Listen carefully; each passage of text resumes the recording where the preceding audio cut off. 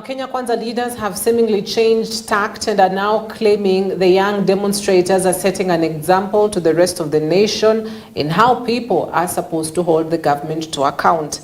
The leaders had earlier condemned the demonstrators but changed tune. Hawa watoto wetu wa Gen Z wamekuwa mfano bora kwetu kama wa Kenya na hata sisi viongozi. Wametuonyesha ya kuwa tunaweza kuungana kwa mambo yanayohusia maisha yetu bila ya kugawanya kwa misingi ya ukabila. Na they are calling for accountability also kwa sisi public servants, kwa vile tunatumia pesa za mali ya umma. Hapo lazima tujikaze. Na ni kweli vile wanatukosoa, wanasema hatutaki kusikia hii, hatutaki kuona hii, mtu akiiba ashikwe afungwe mara moja. Hao vijana kwanza sio wa kabila, wako kwa generation mzuri sana. Hawa vijana hawajui wewe ni kutoka kona gani. Hao wanajitetea na mambo yao. Na mimi nataka niwahakikishie, na hata niliongea na rais nikamwambia hao vijana lazima uwasikize. Allow them to demonstrate peacefully, to express themselves, and those of us who are in parliament and other Kenyans to go on with their work.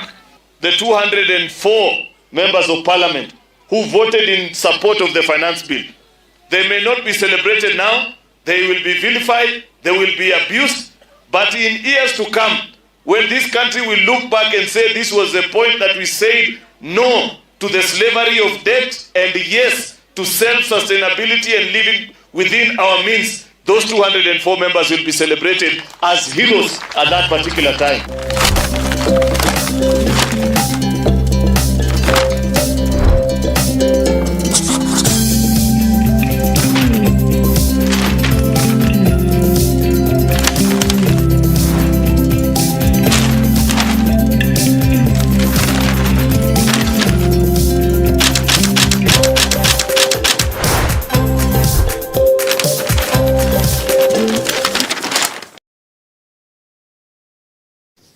Well, right, how about we take a look at the newspapers and how the headlines look like this morning ahead of a very unprecedented week where we expect demonstrations across various places in the country. So the Standard reads, "The revolt continues."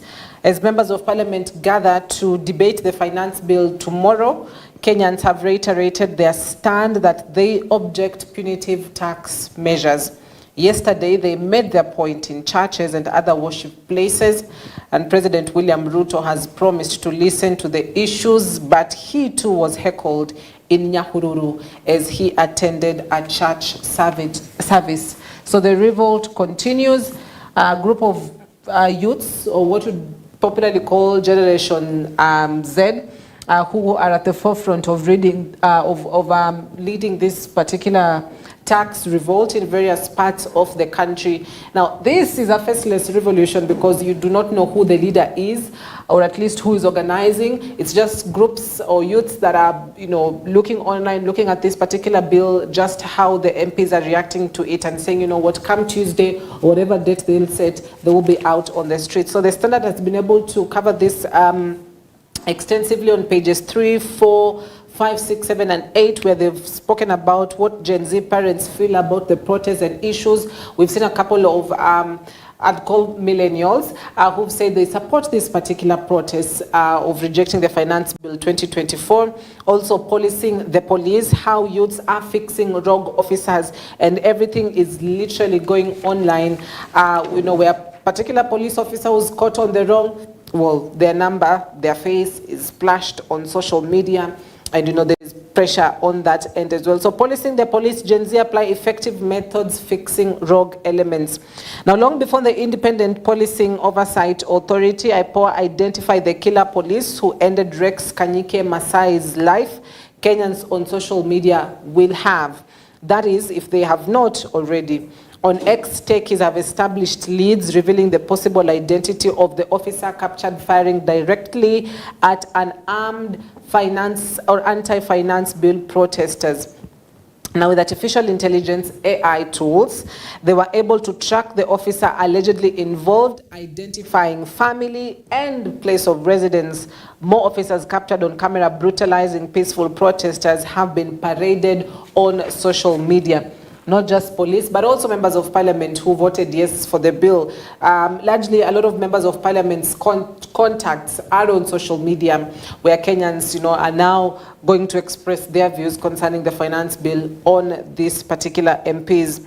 Also, revelers chant anti-government slogans in bars. This is a new level of protest in bars, in churches, on the streets. Anywhere you go right now, probably there's that reject finance bill theme that is headlining. Also, church calls on government to listen to the cries of Kenyans, even as the president says he admires their courage and is willing to listen to them. Question is, who does he talk to? Well, our guests in studio will try to answer that question for us, but that is the headline on the Standard newspaper this morning. Also, after Shakahola, religious groups report gathers dust, even as clinical trials show hope for HIV vaccine, as well as T candidates splash millions, and Kogalo crowned KPL champions. Now let's head over to the Daily Nation this morning that speaks of listen to the youth, church tells state. Listen to the youth, church tells state.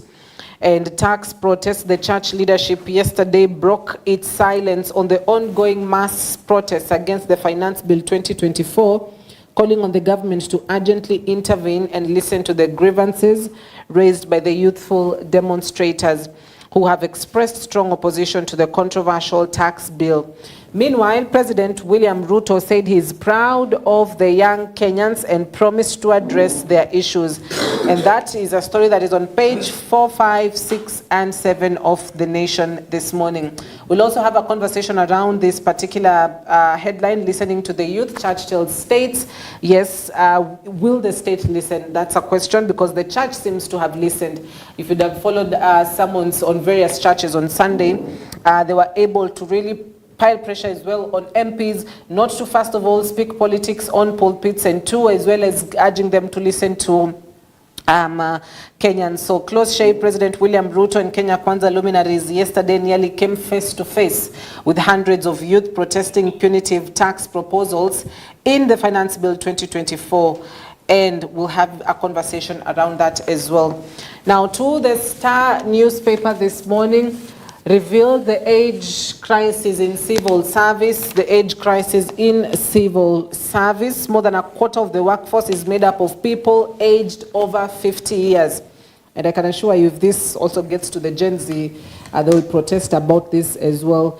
As they're looking for employment. They expect that at least they will make up majority of the service, putting in mind that they're majority of the voters. So, Public Service Commission faced with age crisis in civil service. Now, the distribution of officers in ministries and state departments by age, gender, and age bracket reveal that from age 25 years and below at the Public Service Commission, or at least in public service, about 994 female are employed, while 736 are employed. That brings a total of 1,730 number of persons aged 25 years and below in the public service. Now, 26 to 30 years is at 8,170. At 31 years to 35 years is 11,152. At 36 to 40 is 12,000. At 41 to 45 is at 11,000. At 46 years to 50 years is at 10,800.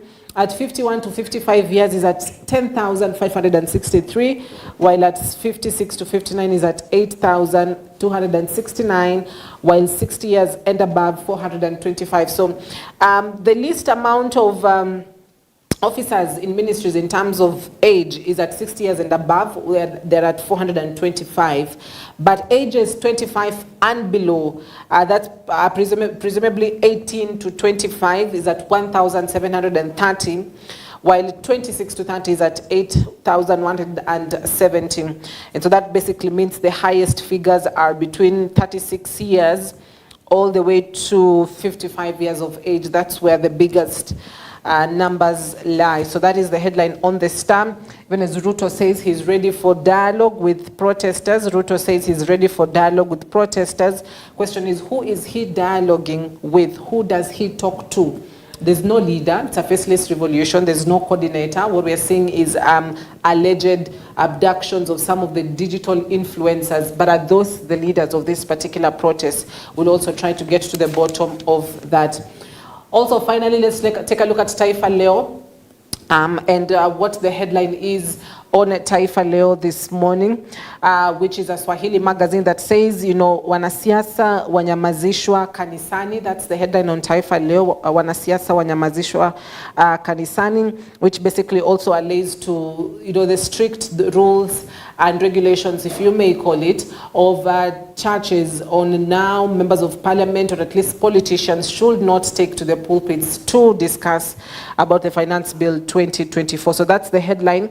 And if you see top of the page, you know, youths are expressing themselves actually with t-shirts, you know, banners, signs, or whatever you may call it, whatever they get actually, to just express their view concerning the finance bill 2024. So that is the headline on the Taifa Leo.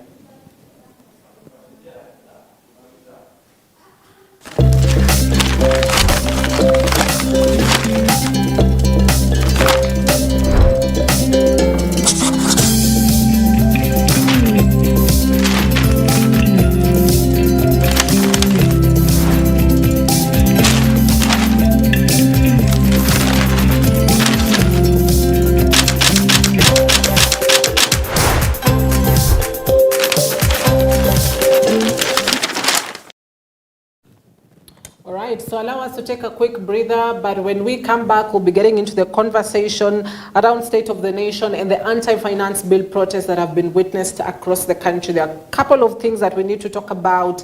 The Prime Cabinet Secretary Musalia Mudavadi says if a government eventually withdraws that particular finance bill in Parliament, then that is a vote of no confidence to the government. Will it get to that level? Because that is what the protesters want, a total reject of this particular bill, not amendment. We'll also be taking a look at some of these sections that have been amended already, what impact it has on the Kenya's economy, and why youths are rejecting the amendment as well. So that conversation returns in a bit. Start sending in your feedback across our social media platforms. We'd love to get your views, thoughts, questions, comments that you may have concerning this, and when we come back, we'll be having that discussion. Stay with us. We'll be back shortly.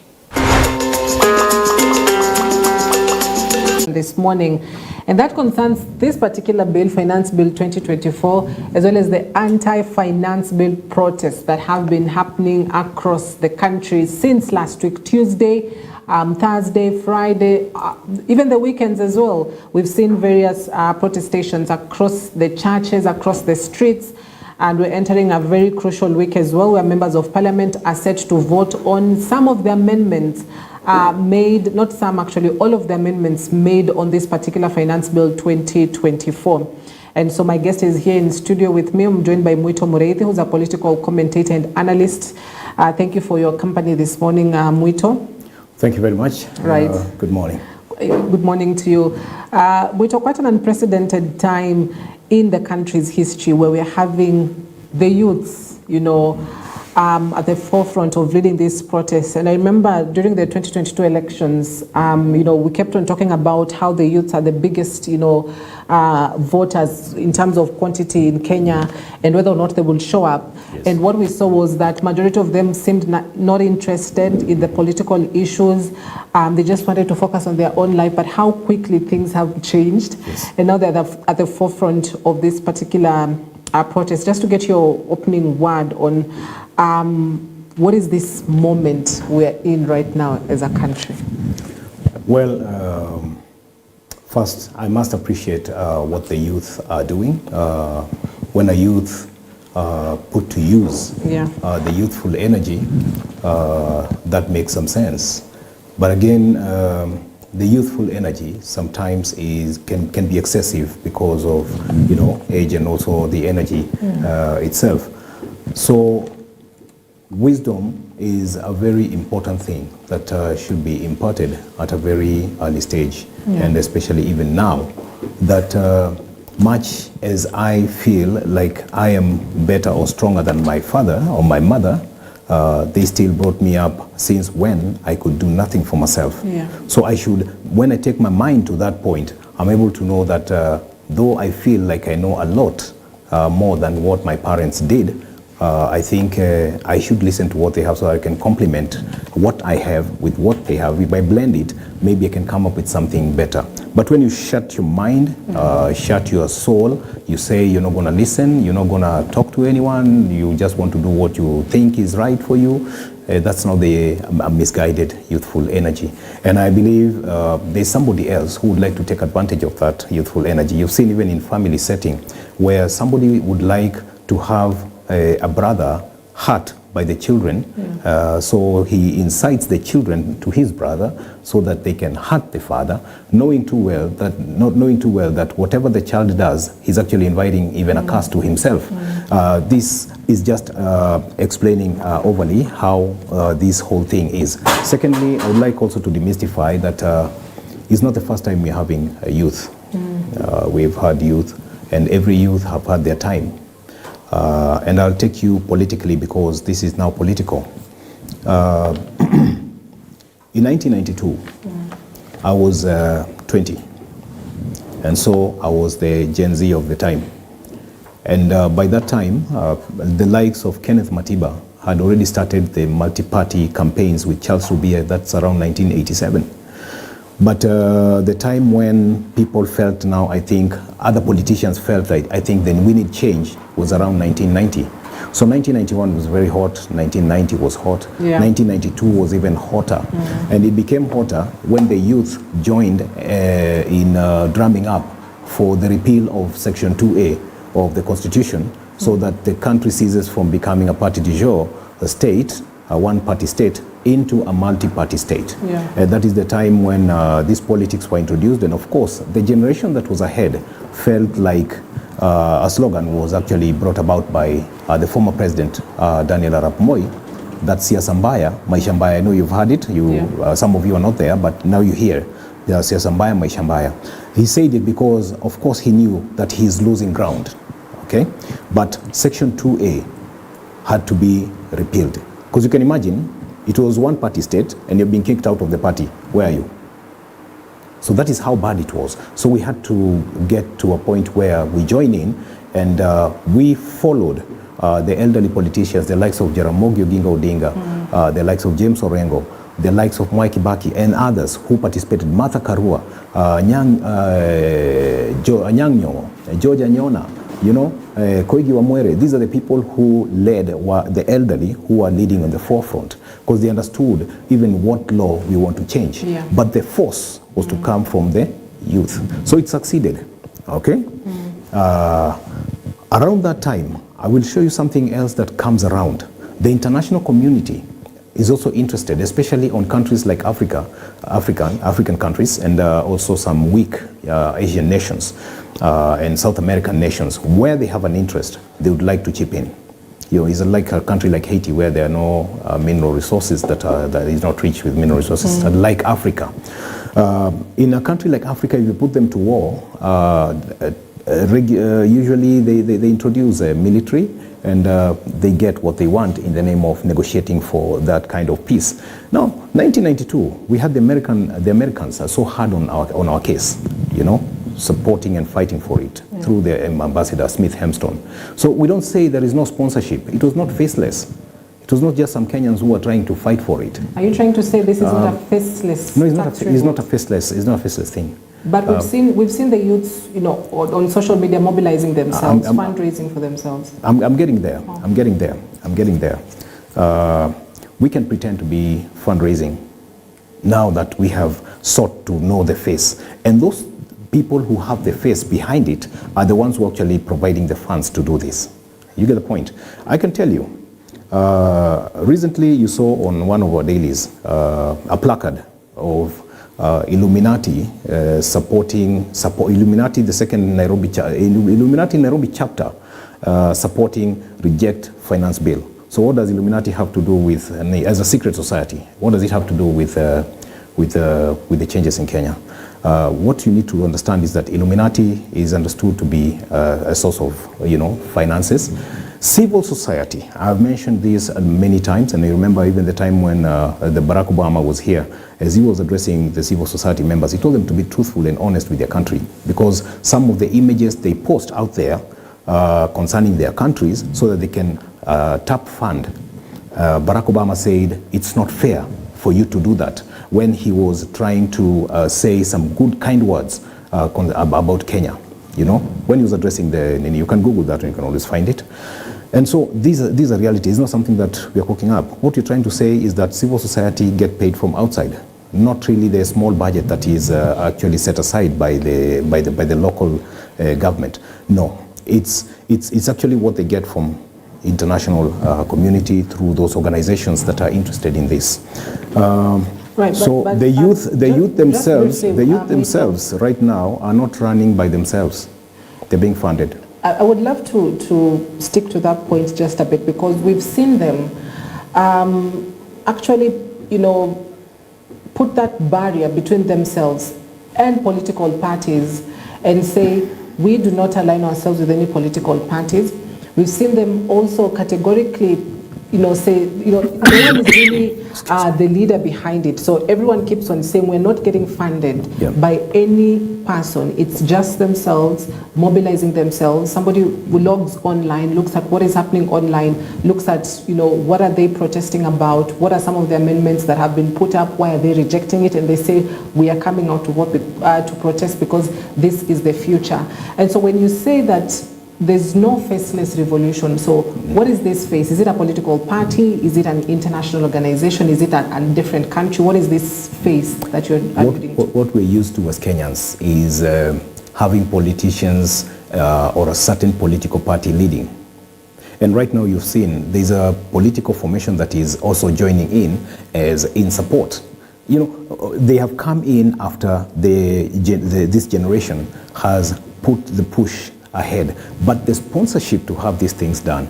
If you remember, is it a Saturday? Saturday before they went to the streets, Saturday or Sunday, before they went to the streets, there are some youth who, from several universities and colleges who were gathered in Thika, remember? To be educated on the finance bill, but it was not really educating on finance bill. These are the kind of platforms that sometimes you use to tell them you must reject it. Of course, to make it clearer, the Finance Bill 2024 is actually a document on 683 pages. So how do you teach 683 pages in 2 hours? Even making it well understood that this is what we call a finance bill, you can't do that. You can't explain what a finance bill is, that it's a law, in 2 hours. So coming back to the faceless fallacy that no one needs us. Of course, they're running it through the social media, and those of us who are in social media, we can see we are not condemning. Let me tell you, we are in support of the energy, using the energy, but use it correctly. You understand? Because the finance bill that was that was put forth before amendments, and the budget that was put forth before amendments was hefty. Okay, and the finance bill itself, which is the laws that are supposed to govern to manage the expenditure of the budget on the budget, is actually the one that we were supposed to, that is being done amendments upon. So what you're trying to say here is that whatever is in that document cannot be made clearly understood by everyone, including the members of parliament who actually had the document for the last 3 years. I can tell you 683 pages is not just reading, is understanding every bit of it. And you see, on matters of the law, is understanding the letter, even a letter, not a word, a clause that has got a punctuation. You must understand it and understand what it is, because those are the amendments that are being done. So there are some amendments which have already been done in this finance bill as presented. We'll get to the amendments in just a bit, Muito. Some of the youth that have come out on media platforms to speak about this bill, Some of them are professionals, as a matter of fact. You know, Indeed. they work in different sectors, accountants, Absolutely. medics, etc. Yeah. And they've been able to state what is it with the bill, what is wrong with it, and what the ripple effect is about that bill. You know, they've spoken about this fuel levy that, you know, is sort of being substituted. You know, there's a removal of the 16% VAT on bread, but it is coming, you know, in other terms of a different tax. They've spoken about that. They've spoken about as well, we do understand the amendments that have been made by the government, but they've also spoken about the land rates and the land leasing, where right now, in that particular bill, you will be able to pay, you know, rent for a land which has no property on. If you're building on that particular land, well, you're going to pay for the building, but if you're not building on it, you're going to pay a land rate on that particular land. And so some of them actually understand these issues and they are raising valid concerns, but for you to just dismiss and say, no, it's 238 pages. Remember, 683 pages. Remember, I'm not dismissing. And I'm not despising or ignoring the fact that we have professionals and experts. But again, at the back of the mind of an expert, there is something we call an interest. And you see, as an expert, I may know something, but I may choose to see it from a certain perspective that would suit me. You know, what I'm saying is that the recommended amendments, you know, they just proposed amendments, actually, because they will be discussed and be passed when they get down to Parliament, to discuss every bit of it. You know, we have like 15, I think 15 income tax, I think acts, which will be looked into, you know. And we talk about acts, we're talking about the law. So they'll be looked into, and this concerning revenue collection and revenue expenditure, expending of revenue. Now, this discussion commences tomorrow, okay? Because by 1st July, it's supposed to be up and running, okay? So what I'm trying to say here is that even when we were making the Constitution, we had legal experts who had gone and studied the law, okay? But the people who were laymen, who were despised that they didn't know nothing, today we are grappling with, hey, at what point did we allow LGBTQ to come into the law? And you tell them, when you have an act that supports, that is backing a personal law in what we call marriage. When you talk about personal, it means I can just do away with my wife and get Mr. John to become my wife, you know, or Okelo, you know, and that's how simple the law was introduced. But when you're asking the question, we still had experts, and they were the ones who actually dismissed, led by certain professors and you know, experts. So when we have professionals and experts there, I'm saying right now the fire that is there is like, of course, the youth are saying a very good thing. And I'm saying we should support, sit down and talk and agree. You get the point? But when you say you're faceless, you're already declaring that you're not ready to talk. You're not ready to discuss. You're not ready to understand it better or make us understand you better. You get the point? So what happens is a standoff. Right, because President William Ruto says he's ready to dialogue. Of course, yes. But the question is, who is he dialoguing with? Thank you. When you put yourself faceless and assume that you can't, he will sit on his chair and the empty chairs which are there. You refuse. What you're trying to say is, if somebody is poised to burn down a nation or a country, that person does not embrace dialogue. So the youth should rethink from where this driving force is coming from. They themselves, what do they want for their parents? What do they want for their siblings? What do they want for their country? If they want to have this country that they can occupy and lead, you know?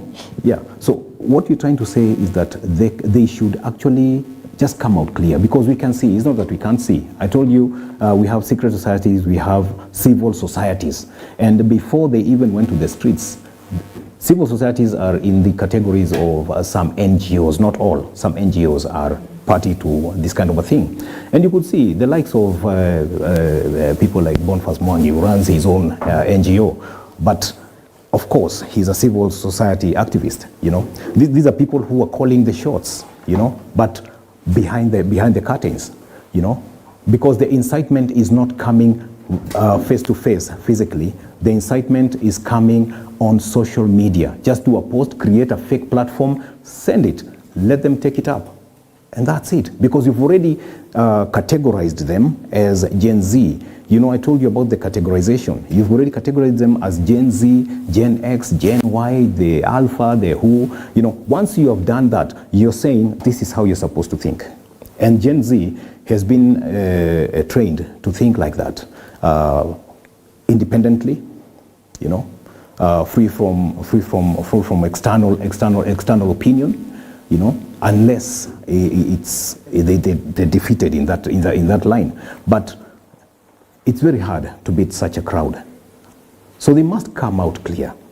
They must come out clear, find representatives, or let the representatives, you see, when you talk about the National Intelligence Service, the NIS, they know. These are not things that you can hide. They know even who is funding and who does what. But the time to release this kind of information is not now, you know. So Gen Z may not understand this, but they should let loose anyone who is, you know, behind this, to come and negotiate with the government, present, not to negotiate, is present their grievances and the proposed amendments that they would like to have.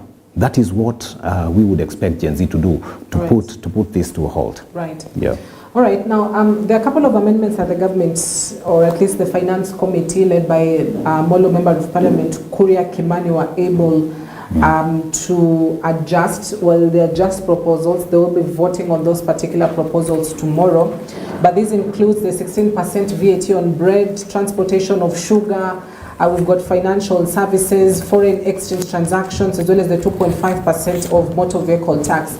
Now, before we speak about the impacts of this on the particular budget itself, because he says, you know, this money was supposed to bring up a particular percentage of about 300 billion shillings to the country's, you know, revenue addition. But removal of that means the other sectors that will be affected as well. But we'd love to listen in to Musalia Mudavadi, who over the weekend spoke about the, you know, importance of a finance bill of a particular government, and why, if a particular finance bill fails or, you know, is rejected or withdrawn in Parliament, then it is a vote of no confidence of that particular government. So let's listen into that, then we can come back and speak on it as well as the amendments made.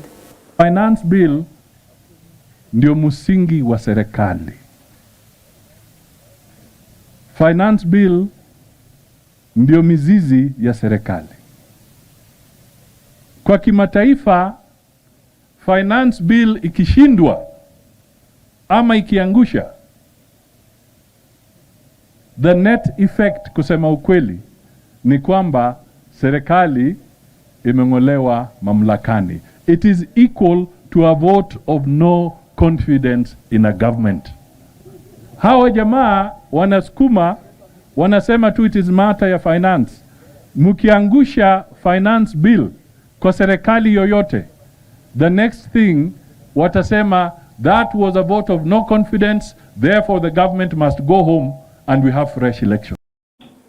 In Musalia Mudavadi's word, mkiangusha finance bill, in other words, it's a vote of no confidence to the government.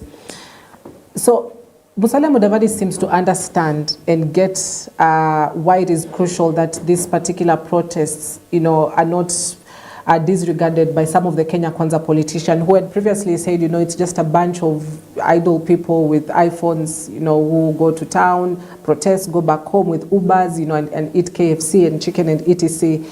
But for a Prime Cabinet Secretary to come out and speak the way he did on a vote of no confidence to the government, how much does he now emphasize on just how the government needs to, you know, react to these demonstrations from this point onwards? Well, first of all, there is some sense in what the elderly are saying, and there is some sense in what the youth, the Gen Z and other preceding generations have in mind. And that tells you one thing. There is no one who has the ultimate wisdom. So regardless of whatever position you occupy, like what the deputy, the Prime Cabinet Secretary occupies, and I'm saying this with all due respect, that there is never a vacuum of law. There is never a vacuum. That the fact that the Finance Bill 2024 has not been presented, there is no bill that can manage a certain budget, to whatever extent. And the National Assembly is there to agree. This may not work in this budget, but we can have A, B, C, D moving on if a country has to continue. You get the point? While we were replacing the Constitution of Kenya, there was no vacuum between 2010 and 2012 when it was to be implemented. No, it didn't declare it a vacuum. The previous constitution continued. So the previous laws that have been there managing this thing will continue. The only disaster he's foreseeing, I don't know, that's according to him and how he's perceiving it, is that it will be the end of it. Of course, he's in the government and at the center of the government, but that does not make him the epic of understanding the law. He's been a former Treasury Cabinet He can be a former president. What I'm trying to say is, when it comes to understanding, even our president himself gets advised. Not only, he gets advised not only by those who sit around him that he has appointed as the experts or the guys who, sometimes he listens to what even the youth are saying on television, on social media, and he picks something. Every moment is a learning moment. And so you learn from everyone and anyone. You understand my point? Now, what he has said makes a lot of sense. The government is and was supposed to sit and discuss widely. Maybe the duration for public participation should be an issue, that let's extend it, let it begin like a month or two. But the characteristic of Kenyans, we are last minute, we do a last minute rush on anything. You can give us 2 months, but we shall attend the last minute meetings to understand this or to present our grievances when everybody else is presenting their grievances. And that's the character, the Kenyan character. Now, what I'm trying to say is that creating an impression that is like there's a vacuum. We have a budget, but there's a vacuum. There are no laws to govern it, so that means the end of it. No. There's 2023 laws which are there, which still have the feeding program. It continues. The health program continues. Whatever was in livestock continues. But now the National Assembly would sit down and begin to dissect this and see what would go without now having this 2024 introduction of the 2024-2025 finance bill. So the 2023-2024 finance bill would actually be put in place and be discussed to continue. Whatever would be added or shed from it can be dealt with. So what I'm trying to say, there is never a vacuum in law, that there's a country that has no law at that moment. Like I said, it can be a fallacy that, hey, we are in a lawless society. There is no lawless society. There is a law that governs a society. Right. And so even the income tax law, if the one proposed, because at the proposal level right now, the one proposed, if it's not fully discussed in Parliament to be passed into an act of Parliament, then it remains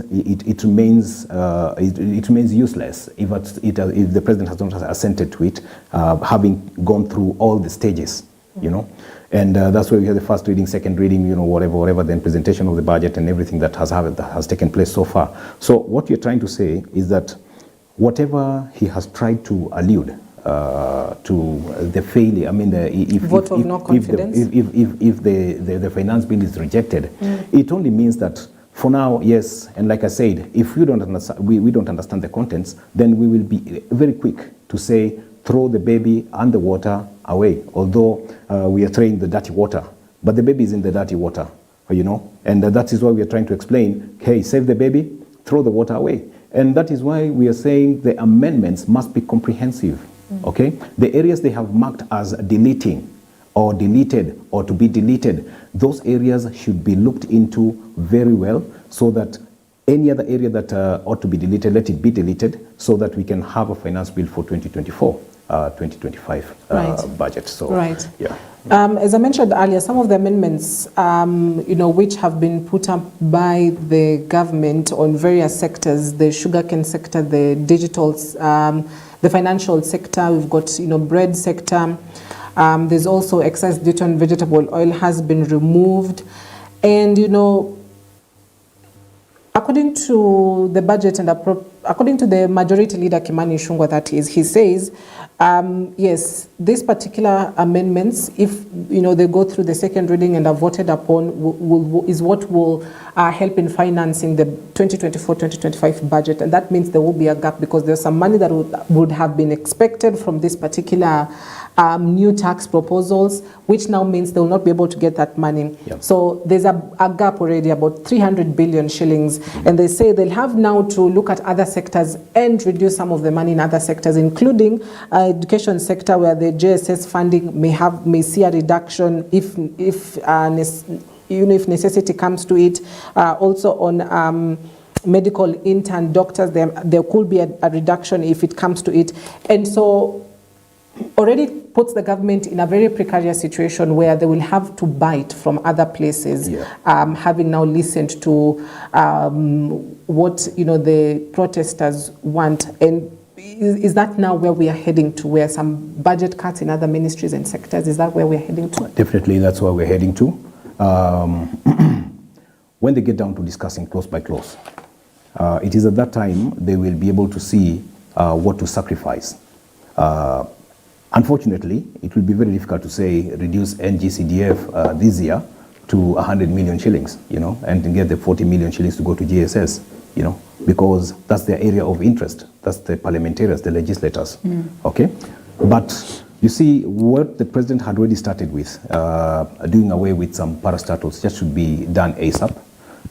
Some state corporations that are supposed to be under the ministry, managing, like what I pointed out the other day about a state department getting funding for education. And of course, I can understand it could be something to do with the prize giving, hosting of, that is at State House, at State House, for buy medals, things like hosting, the cultural events,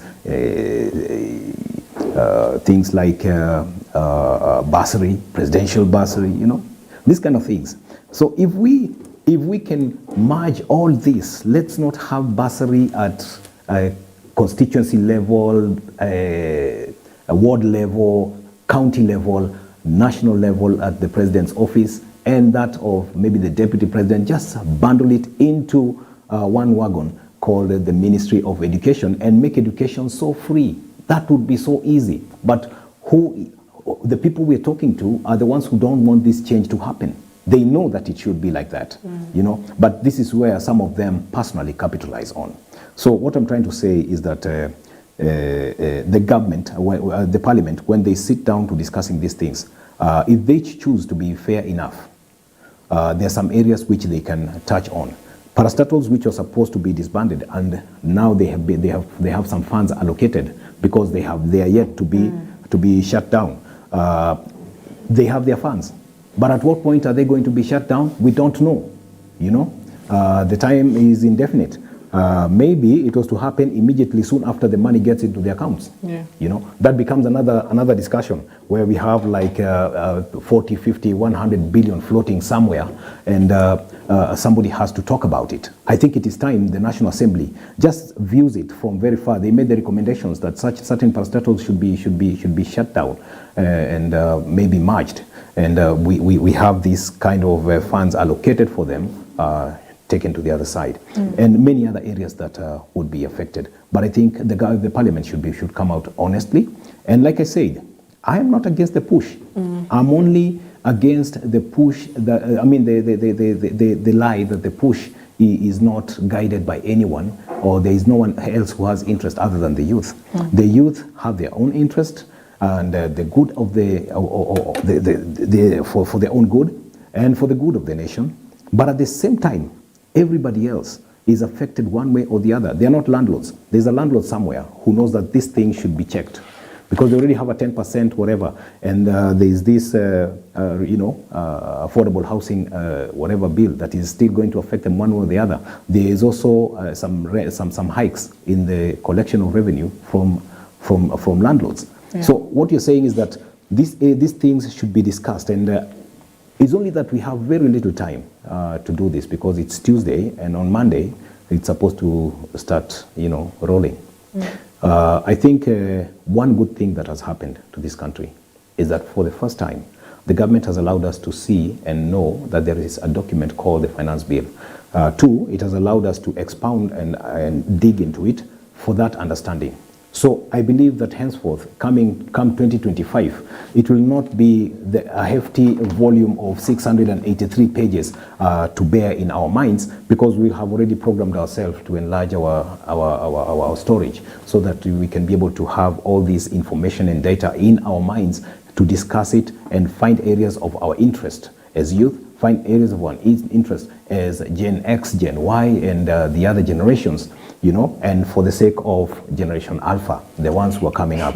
Because we are working towards making a nation and a country that we need to have another generation also inherit.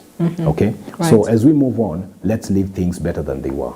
All right. Yeah, so. Now, let's go to the role of members of parliament, right? The key three roles is to oversight, to represent, and to legislate.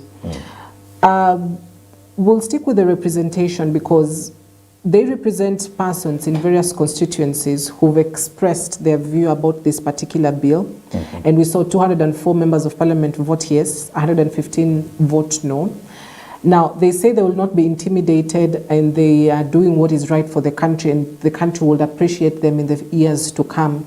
But qua ground, as they say, people are expressing their fury against members of parliament. We saw some of them camping at CDF offices, at some of these members of parliament offices in various constituents, asking them, you know, why say yes to a bill when us, your employer, have said no? Have they failed their constituents? Well, the representatives of the masses to parliament are actually voted in across board, all ages. Anyone above 18 years. And like I said, we have different interests. Somebody would like to see the country moving on and have whatever changes that should be done positively be carried out for the sake of 2025, 26, 27 and beyond that. Okay?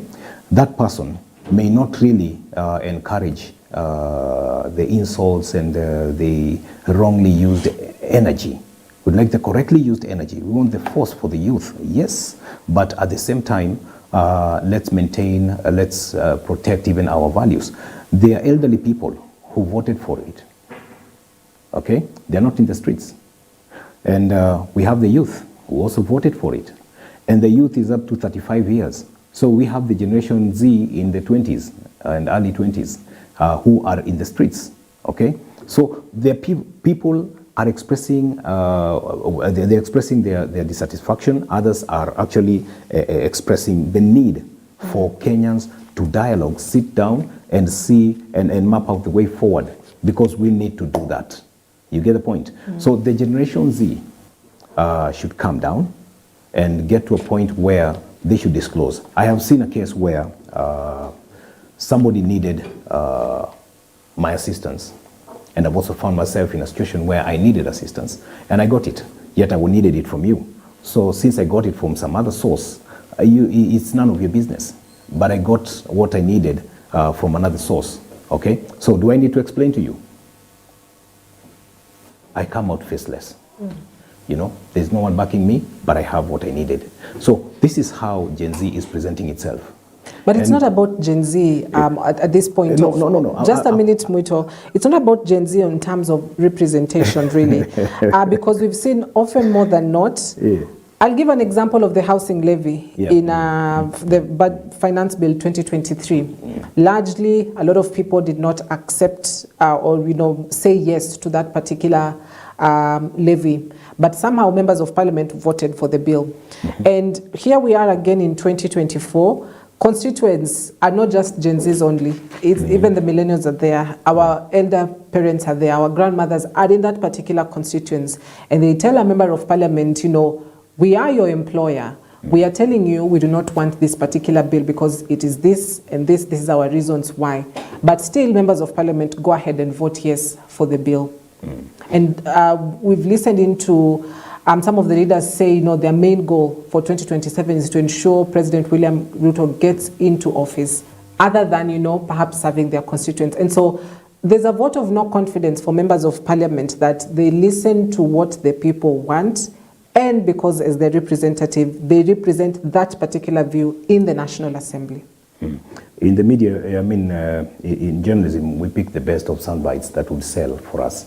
So sometimes the one who has spoken like, Nyinyi youth, Nyinyi, you're misguided, your iPhones, whatever, using Ubers and everything, we can pick that one and amplify it. You know, it's very easy. It sells. But there's somebody else who is saying it is wrong, even for MPs to be compromised by anyone or by any institution or by any government, either the government ruling here or even an international government, an international government. I mean, an international government. What I'm saying, a government that is outside this country, government. A foreign government. Yeah, that's the right word. A foreign government funding its interest into whatever country. They do that. But what I'm trying to say is, when you put yourself in a position where you can be compromised, then the interest of the people who sent you to parliament becomes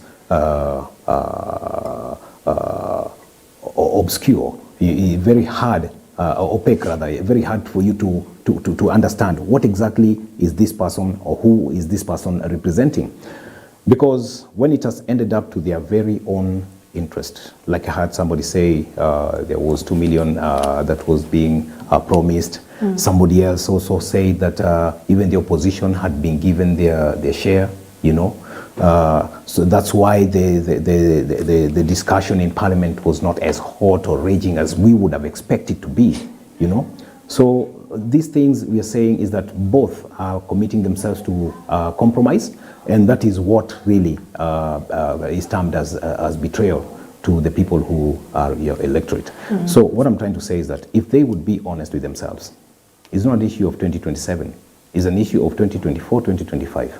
That's what they should be discussing right now, and avoid being compromised by anyone for any organization out of whatever reasons, and have the interest of all Kenyans now together, not the pressure from Gen Z alone, but even those who are seeing it and have not said it, to actually have them into consideration. That would actually take us somewhere. Right. Putting in mind that the electorates put members of parliament into office, should the members of parliament have voted no for the bill with regards to that's what their constituents are saying, the 204 members of parliament? When you have within a crowd the loudest voice, does not mean that loudest voice is the one that has been affected by whatever has been spoken. You know, you go to church and the person who shouts the largest hallelujah, the highest hallelujah, highest pitch hallelujah, does not mean that person has understood it better than the one who was quiet. Right. You understand? So sometimes it's important to know that even those who did not say, they didn't get a chance, they don't have a voice to shout the way somebody else is shouting. But they have a way of expressing themselves, you know, expressing their dissatisfaction. And that is how you saw some of them presenting their whatever. And I believe still within the social media, we're also having these discussions. Within the media, we're having the discussions going on. And I believe it's now for the government to have its ear on the ground and pick what is right for the people they represent. They should do that. Right. Yeah.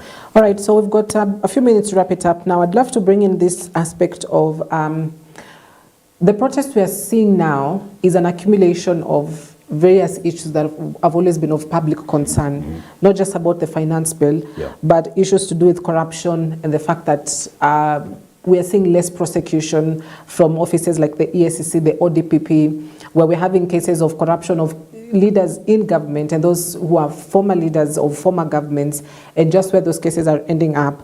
There's also the issue to do with tribalism and nepotism in the public service. Those are some of the issues that have come up from some of the protesters who are on the streets, and they're saying what we are seeing here is not about the finance bill, but it's the peak of issues that have accumulated over the years, even in the former government. They have never really had an opportunity to voice it like they're voicing it now. Could that be a possible factor of this protest that we are seeing? Incitement comes in very new, different faces. If I pick a topic like tribalism, which is always often discussed in Kenyan media, in politics, political circles, in churches.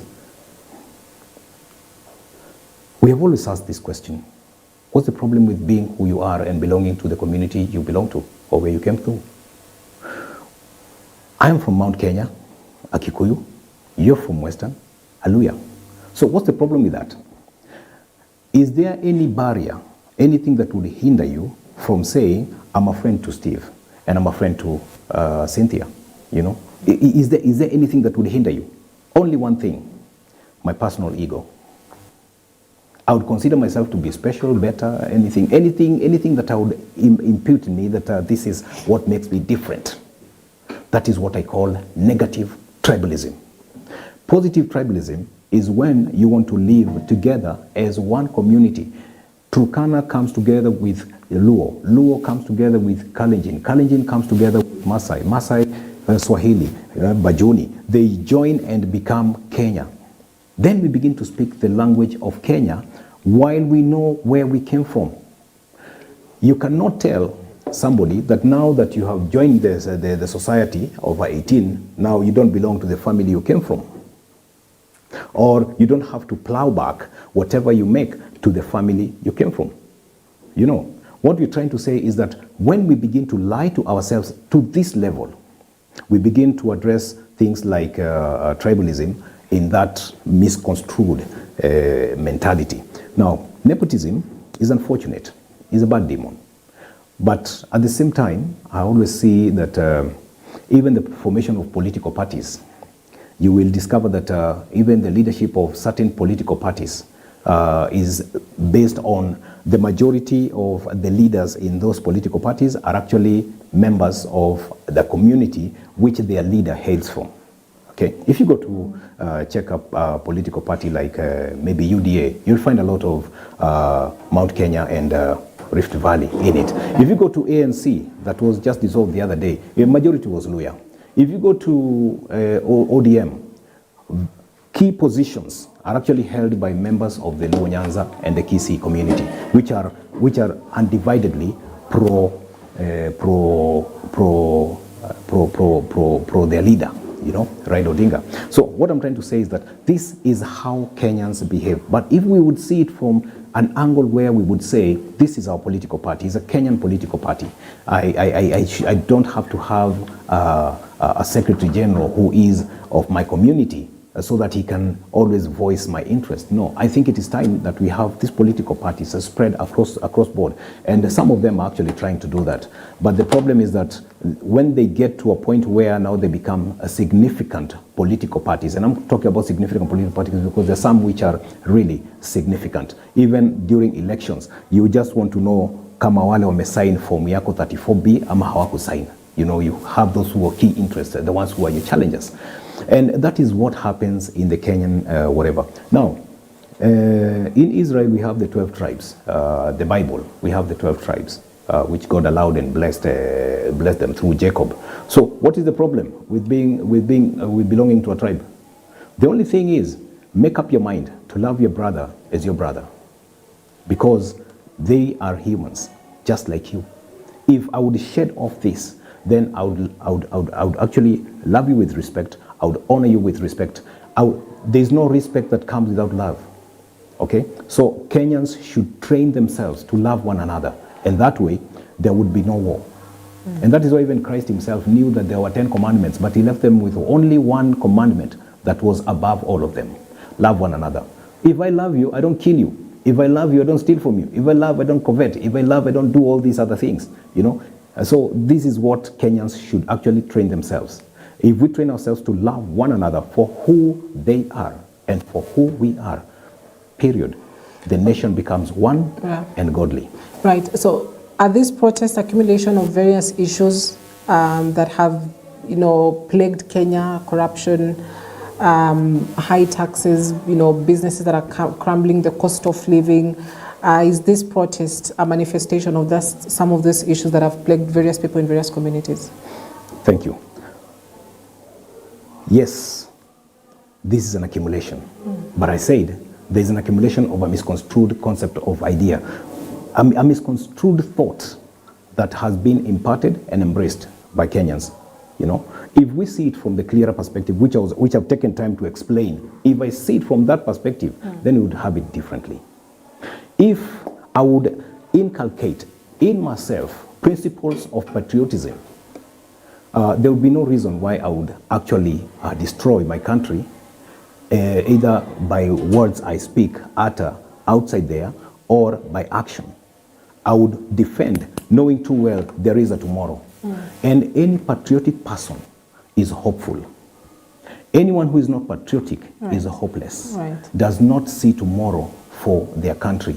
But any patriotic person knows that there is a tomorrow. If we do a certain level of amendments in this 2024-2025 finance bill, 2025-2026 bill will be a better finance bill, because it shall find people who have a better understanding and had done some bit of changes that maybe will actually impact positively to the livelihood of Kenyans within the fiscal year. All right, so we're out of time. Muito, perhaps final word in a second as we wrap it up.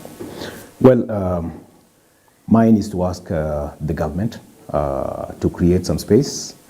I don't know what they will do with the timeline, where we have 1st of July being the time when they should be implementing this thing. But I believe with all sobriety and wisdom, I think whatever can be discussed between now and then, without the Gen Z's chest thumping and say that we are faceless and so we cannot talk to you. So which faceless government are they expecting to talk to so that faceless and faceless can talk? I think it's time the Gen Z's also sobers up. The push is good, but I think it's time they sober up and present their grievances through appointees that they're going to have, whether it's civil society organizations or whether it's individuals they're going to appoint. Let them do so and let it be made public by media so that we can be able to hear and understand, and also chip in where necessary so that the country can move in the right direction. Otherwise, if they remain faceless, it's going to be a standoff which is not good for the country.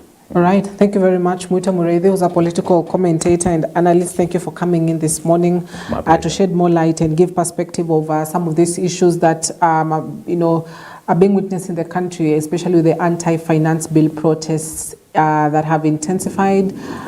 They've called the youths, or Generation Z or Z, have called for a protest tomorrow as well, where they say they will be occupying Parliament just to pile pressure on members of Parliament, who will have now to be very crucial in terms of how they will vote in Parliament. Will that vote change?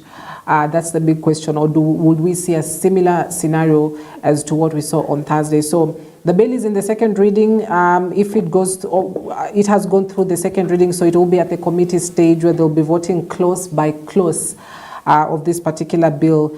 And that is a crucial stage which will be happening tomorrow at the floor of the National Assembly. So we wrap it up at that point this morning. Thank you for watching.